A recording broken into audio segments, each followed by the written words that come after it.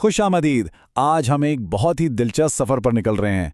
हम देखेंगे कि बैनुल-अक़वामी खिलाई स्टेशन यानी ISS पर ज़िंदगी आखिर होती कैसी है, और ये सब हम जानेंगे खिला नवर्द सोनी विलियम्स की ज़ुबानी, जो हमें वहाँ का एक टूर देंगी।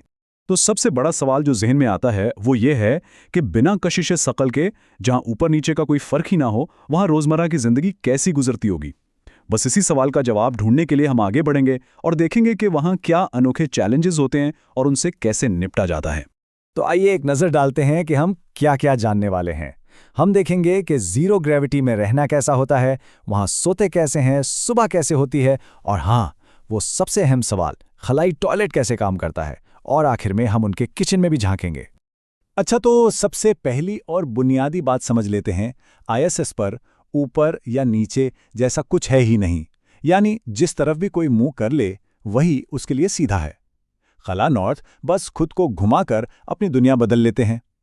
एक लम्हे में जो दीवार है, अगले ही लम्हे वो फर्श बन सकती है। सब कुछ पर्सपेक्टिव का खेल है। चले, अब आते हैं पहले बड़े सवाल की तरफ, सोना। जरा सोचिए, ऐसी जगह सोना कैसा होगा जहां कोई बिस्तर ही नहीं है, जहां कोई लेट ही नहीं सकता। तो फिर खलानवर्द आराम कैसे करते होंगे? इस अजीब कैफियत को सोनी विलियम्स ने बहुत खूबसूरती से बयान किया है। वो कहती हैं, मेरे दिमाग को कोई सिग्नल ही नहीं मिलता कि मैं उल्टी हूं या सीधी हूं। ये एक जुमला ही काफी है ये समझाने के लिए कि वहां का तजर्बा जमीन से कितना मुख्तलिफ है। तो फर्क बिल्कुल साफ है। जमीन पर हम बिस्तर पर लेटते हैं, जिस्म पर दबाव महसूस होता है, लेकिन खला में खलानॉर्द एक स्लीपिंग बैग में बस तैर रहे होते हैं। उन्हें अपने जिस्म पर किसी किस्म के वजन या दबाव का एहसास तक नहीं होता।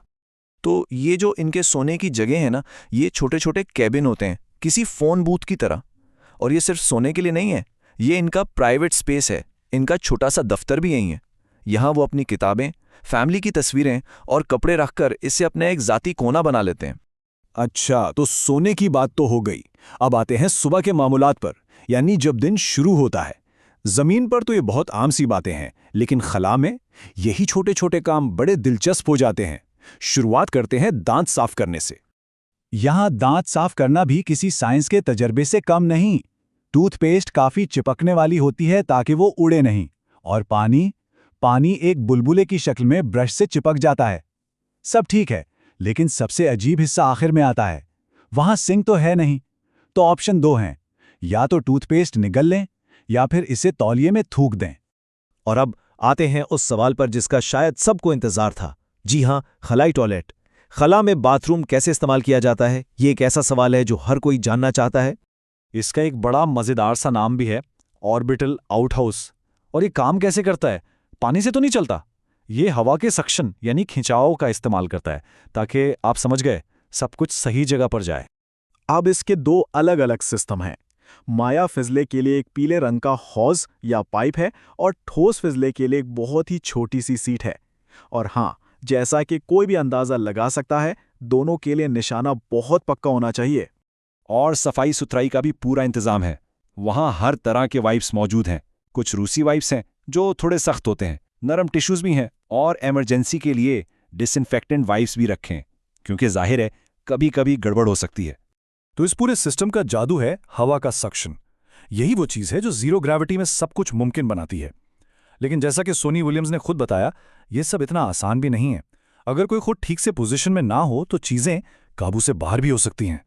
चलें जी, बाथरूम से बाहर निकलते हैं और चलते हैं किचन की तरफ। ये स्टेशन का सोशल हब है, वो जगह जहां सारा अमला एक साथ मिलकर खाना खाता है। और यहाँ का मेन्यू वाकई में बैनुल-अक़वामी है। अमेरिका, रूस, जापान, हर जगह का खाना मिलेगा। और सबसे अच्छी बात यह है कि खला नोर्दों के घर वाले भी उनके लिए उनकी पसंद की चीज़ें भेज सकते हैं, ताकि उन्हें थोड़ा घर जैसा महसूस हो।